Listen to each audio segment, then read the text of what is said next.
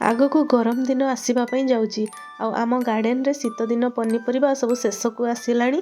ସେଇଥିପାଇଁ ଆମକୁ ଏବେଠୁ ଗରମ ଦିନ ପାଇଁ ପ୍ରସ୍ତୁତି ଆରମ୍ଭ କରିବା ପାଇଁ ପଡ଼ିବ। ଫେବୃଆରୀ ମାସଟି ପୁରା ପରଫେକ୍ଟ ଟାଇମ୍ ଗରମ ଦିନର ପ୍ରସ୍ତୁତି ଆରମ୍ଭ କରିବା ପାଇଁ। ଆଜିର ଭିଡ଼ିଓରେ ମୁଁ ଆପଣମାନଙ୍କୁ କହିବି ଆପଣ ଫେବୃଆରୀ ମାସରେ କ'ଣ କ'ଣ ସବୁ ପ୍ରସ୍ତୁତି କରିନେବେ ଯେଉଁଟାକି ଆପଣଙ୍କୁ ଗରମ ଦିନର ଗାର୍ଡେନିଂ ପାଇଁ ବହୁତ ହି ହେଲ୍ପଫୁଲ୍ ହେବ। ପ୍ରଥମେ ଆମେ ବିଭିନ୍ନ ପ୍ରକାର ଗରମ ଦିନିଆ ପନିପରିବା ଯେଉଁଗୁଡ଼ାର ମଞ୍ଜିରୁ ସବୁ ଚାରା ପ୍ରସ୍ତୁତ କରିନେବା। ଦେଖନ୍ତୁ ମୁଁ କେତେ ସାରା ସବୁ ଚାରା ପ୍ରସ୍ତୁତ କରିଛି। ଆପଣ ଡାଇରେକ୍ଟ ଚାହିଁଲେ ତ ଲଗାଇ ପାରିବେ, କିନ୍ତୁ ଏବେ ଆମ ଗାର୍ଡେନରେ ଶୀତଦିନିଆ ପନିପରିବା ଅଳ୍ପ ଅଳ୍ପ ଅଛି ଆଉ ସେଗୁଡ଼ିକ ଯେତେ ପର୍ଯ୍ୟନ୍ତ ପୁରା ନ ତୋଳା ହେଇଛି ଆମେ ଏଗୁଡ଼ିକ ଲଗାଇ ପାରିବାନି, କାହିଁକି ଆମେ ଲିମିଟେଡ଼ ସ୍ପେସ୍ରେ ହିଁ ଗାର୍ଡେନିଂ କରିଥାଉ। ତ ଦେଖନ୍ତୁ ଯେତେ ପର୍ଯ୍ୟନ୍ତ ସେଗୁଡ଼ା ଖାଲି ହେଇନି ସେଇ ଭିତରେ ଆମେ ବିଭିନ୍ନ ପ୍ରକାର ଡିସ୍ପୋଜେବଲ୍ ଗ୍ଲାସ୍ରେ ମଞ୍ଜି ପକାଇ ଚାରା ପ୍ରସ୍ତୁତ କରିନେବା।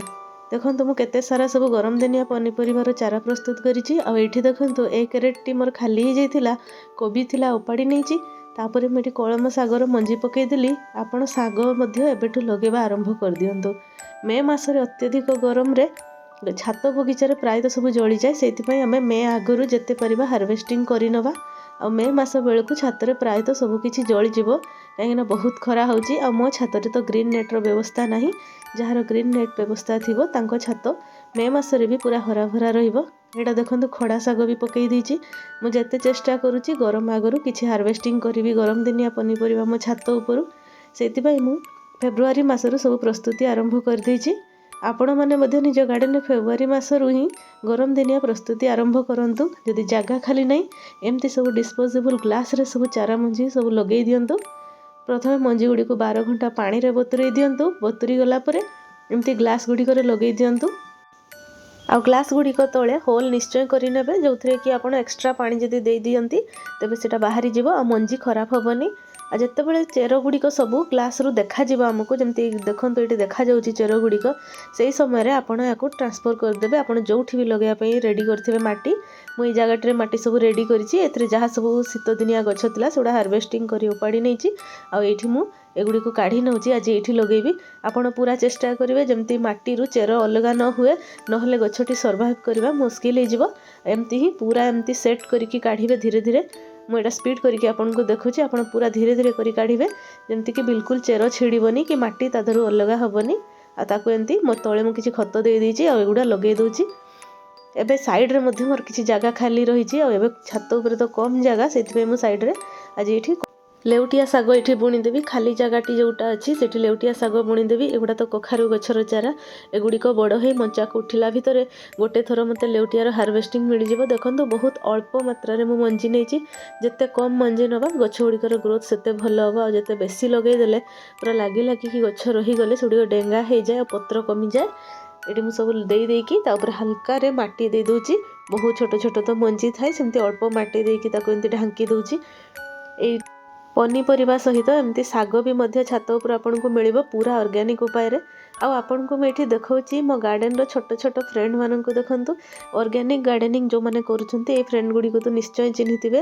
ଏଗୁଡ଼ି ଛୋଟ ଛୋଟ ଜିଆ ଆପଣଙ୍କୁ ଦେଖାଯାଉଛି କି ନାହିଁ କ୍ୟାମେରାରେ। ଆଉ ଏଗୁଡ଼ିକ ଯଦି ଆପଣଙ୍କ ମାଟିରେ ଅଛି ତାହେଲେ ଆପଣଙ୍କ ମାଟି ବହୁତ ଭଲ ଅଛି। ଆଉ ଜିଆ ତ ରହିବା ଦରକାର, ଯେଉଁଗୁଡ଼ାକି ଆମକୁ ଭର୍ମି କମ୍ପୋଷ୍ଟ ନିଜେ ନିଜେ ହିଁ ସେମାନେ ବନେଇଥାନ୍ତି। ତ ଗାର୍ଡେନରୁ ଜିଆ ଦେଖିଲେ କେବେ ଫିଙ୍ଗିବେନି, ଏଗୁଡ଼ା ଥାଉ ମାଟିରେ, ଆଉ ମାଟିକୁ ଆହୁରି ଉର୍ବର କରେ। ତାହେଲେ ଚାଲନ୍ତୁ ଆଉ କ'ଣ କ'ଣ ସବୁ କରିପାରିବେ ଫେବୃଆରୀ ମାସରେ ସେଗୁଡ଼ା ଦେଖାଉଛି। ଗୋଟେ ତ ଆପଣ ଏମିତି ଚାରା ପ୍ରସ୍ତୁତ କରି ଗଛ ଲଗାଇବେ, ଯେଉଁଗୁଡ଼ାକ ଆଗ ପାଇଁ ପ୍ରସ୍ତୁତି ଆରମ୍ଭ କରିଦିଅନ୍ତୁ। ତା ସହିତ ଯେତେ ଆପଣ ଗରମ ଦିନିଆ ଫୁଲ ଯେଉଁଗୁଡ଼ା ପର୍ମାନେଣ୍ଟ ଫୁଲ ଗଛ ଗୁଡ଼ିକ ଆପଣଙ୍କ ପାଖରେ ଥିଲା, ଆଉ ସବୁ ପତ୍ର ଗୁଡ଼ିକ ଯେଉଁ ଖରାପ ହେଇଯାଇଥିଲା କାହିଁକିନା ସେଗୁଡ଼ା ଶୀତ ଦିନେ ଡରମେନ୍ସିରେ ଥିଲା, ସେଗୁଡ଼ିକୁ ଆପଣ ଏବେ ରିପୋର୍ଟିଂ ପ୍ରୁନିଂ ସବୁ କରିନିଅନ୍ତୁ। ଦେଖନ୍ତୁ ଏଠି ଗୋଟେ ମଲ୍ଲି ଗଛ ଯେଉଁଟାକି ନୂଆ ପତ୍ର ଆରମ୍ଭ କଲାଣି, କିନ୍ତୁ ପୁରୁଣା ଡାଳ ଗୁଡ଼ିକ ଖରାପ ହେଇଯାଇଛି, ପତ୍ର ଗୁଡ଼ିକ ବୁଢ଼ା ହେଇଛି, ସେଗୁଡ଼ିକୁ ଆଜି ଆମେ କାଟିଦେବା। ଆଉ ତା ସହିତ ଯଦି ଆମର ରୁଟ୍ ପ୍ରୁନିଂ କରିବାର ଅଛି, ଏବେ ଆମେ ଫେବୃଆରୀ ମାସରେ ରୁଟ୍ ପ୍ରୁନିଂ ମଧ୍ୟ କରିପାରିବା। ମୁଁ କିନ୍ତୁ ବର୍ଷା ଦିନେ ରୁଟ୍ ପ୍ରୁନିଂ କରିଥିଲି। ଏବେ ବହୁତ କମ୍ ଗଛ ଯେଉଁଗୁଡ଼ିକ ଫାଷ୍ଟ ଗ୍ରୋଇଂ ଥାଏ ସେଇଗୁଡ଼ିକ କିଛିଟା ରୁଟ୍ ପ୍ରୁନିଂ କରିବି, ବାକି ସବୁଗୁଡ଼ିକ ଏବେ କରିବିନି। ବର୍ଷକୁ ଥରେ କଲେ ବି ଚଳିବ। ଯଦି ଯେଉଁ ଗଛ ଫାଷ୍ଟ ଗ୍ରୋଇଂ ଅଛି ସେଗୁଡ଼ିକ ବର୍ଷକୁ ଆପଣ 2 ଥର କରିବେ। ଗୋଟିଏ ଗଛକୁ ଆପଣଙ୍କୁ ଏଇଠି ଦେଖାଉଛି କରିକି। ୟା ଦେହରେ ବହୁତ ସାରା ଚେର ତ ହେଇନି, କିନ୍ତୁ ତଥାପି ରୁଟ୍ ପ୍ରୁନିଂ ୟାର ଦରକାର ଅଛି। ଚେର ଗୁଡ଼ିକ ବାହାରକୁ ଦେଖାଗଲାଣି। ଆଉ ରୁଟ୍ ପ୍ରୁନିଂ କଲେ ଗଛର ହେଲ୍ଥ ବହୁତ ଭଲ ରୁହେ ଆଉ ବେଶୀ ମାତ୍ରାରେ ଫୁଲ ଆସିଥାଏ।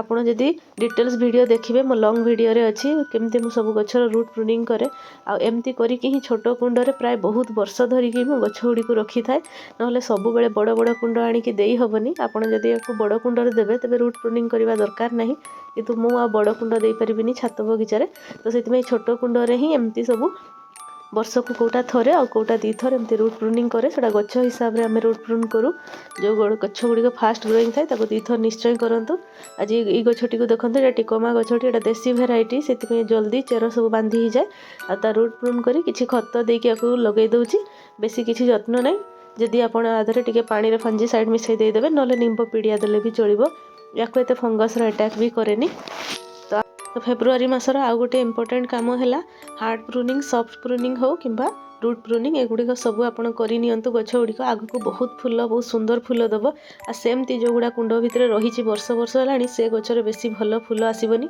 फूल गछ गुड़िकर जत्न करंतु जेतिकी सब गरम दिनिया गछ सब अच्छी से गुड़िक एबे आपण ताकू पूरा रेडी करनियंतु तापर देखंतु जो जो माटी गुड़िक आपनको खोसा कोड़ा करिवार अछि ताकू एबे करिकी हबो तो खरारे दे दियंतु देखंतु मु केते सब बॉक्स सब खाली करछि सब माटी को एबे खरारे दउछि एबे तो वर्षा हुएनी बहुत बढ़िया टाण खरा होछि फेब्रुआरी मासरे सब माटी को आपण खरारे एमती 2-4 दिन सुखांतु सब तादरे बैक्टीरिया जम्प सब मरि जिवे माटी पूरा रिचार्ज हो जिवो ता सहित खत मिसेकी आपण जो गछ भी लगेबे बहुत सुंदर ग्रो करिवो किंतु सेही पुराना माटी ओदा माटी रे जदि बारंबार गछ लगेबे एते भल गछ हेई न थाए एगुड़िक सब देखंतु मु काढ़ी केमती सुखेइछि सब माटी एमती अल्प अल्प करी मु सुखाए आपण चाहिले डायरेक्ट छात रे मध्ये देई परिबे आ मु एमती जरी रे ताकू सुखेइछि आउ देखंतु एबे बालकनी रो सब फूल गछर मोर प्रूनिंग चलीछि प्राय जते चेष्टा करूछि सब गछ जल्दी जल्दी फेब्रुआरी मासरे काम सारिबी आपण माने मध्ये निज गार्डन रे सब फेब्रुआरी मासरे सब काम करंतु गछ गुडी को रेडी करंतु गरम दिन पई फूल गछ हो कि पनीपरिबा